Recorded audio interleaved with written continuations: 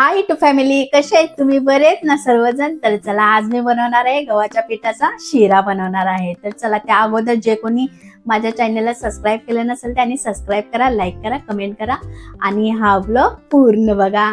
तर चला बघूया साहित्य. तर इथं घेतलंय मी 1 वाटी गव्हाचं पीठ घेतलंय. नॉर्मल पीठ आहे, आपण चपाती बनवतो तसं पीठ आहे हे.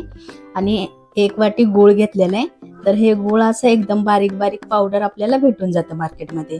आणि त्यानंतर 1 वाटी मी तूप घेतले, चांगलं साजूक तूप आहे. त्यानंतर इथं बदाम घेतलेले आहेत. बदाम असे छोटे छोटे कट करून घेतलेले आहेत. तर चला बघूया, आता करूया तयारी. तर चला, सगळ्यात अगोदर इथं मी 1 वाटी पाणी घेतलेलं आहे. ज्या वाटीने आपण पीठ घेणार आहे त्याच वाटीनं 1 वाटी पाणी घेतलेलं आहे. आणि यामध्ये आपण गूळ टाकतोय. हे गूळ टाकून आपण पाणी एका साईडला उकळायला ठेवायचं आहे.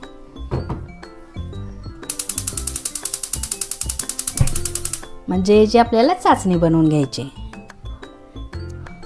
चला, आणि त्यानंतर आपण आता गव्हाचं जे पीठ आहे ते आपण एकदम चांगलं भाजून घ्यायचं आहे. चला, या अगोदर तूप टाकायचं आहे.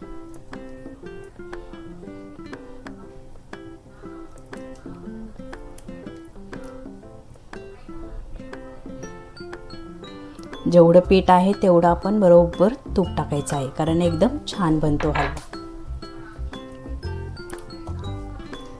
पीठ टाकून घेऊया आता.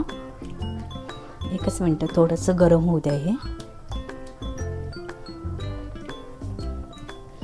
जेवढं तुम्ही तूप वापराल तेवढं म्हणजे छान होते.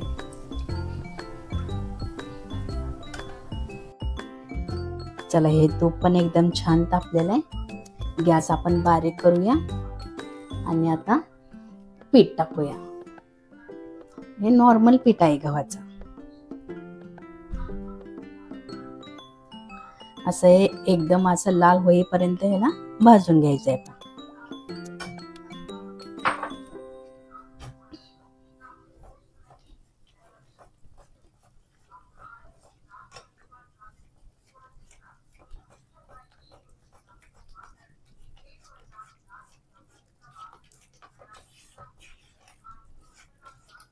हे जे गाठी नाही बनवू द्यायचे आपल्याला.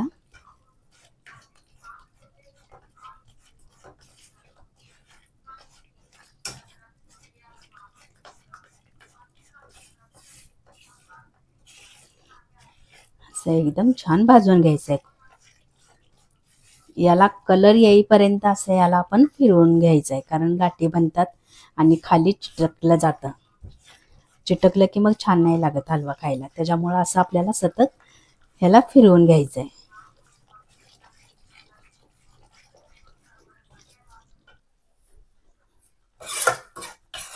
चला, एकदम हे लाल एकदम छान असा कलर आलेला आहे.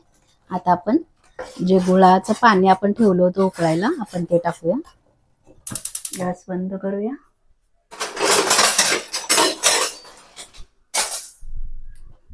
घेऊया, हे गुळाचं पाणी आहे.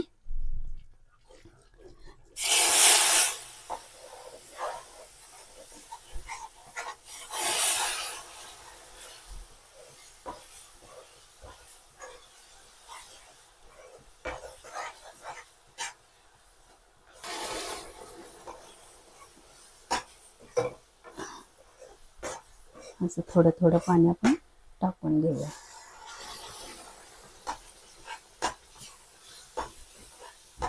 आता याला मस्त फिरवायचं आहे थोडंसं.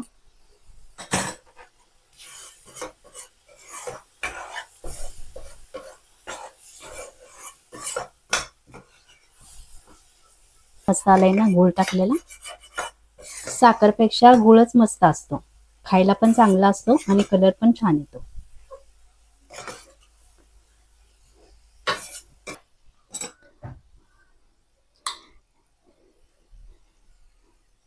हे अजून खायला छान लागतं.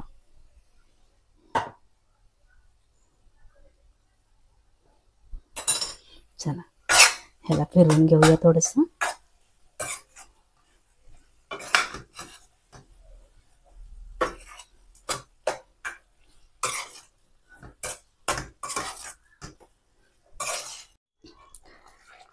चला आता ह्याला कलर यायला लागले. आपण आता इथं थोडीशी इलायची पावडर आपली घेतलेली ती टाकूया.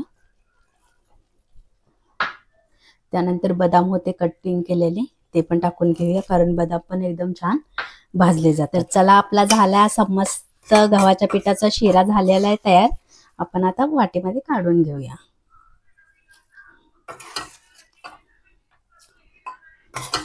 तर तुमची पद्धत कशी आहे ते पण मला कमेंटमध्ये सांगू शकताय तुम्ही.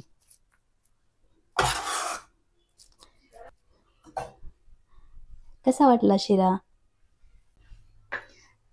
चला झाला तयार आपला गव्हाच्या पिठाचा शिरा. तर जे कोणी म्हणजे माझ्या चॅनलला सबस्क्राईब केलं नसेल त्यांनी सबस्क्राईब करा, लाईक करा, कमेंट करा आणि हा ब्लॉग पूर्ण बघा. Okay, bye, love you.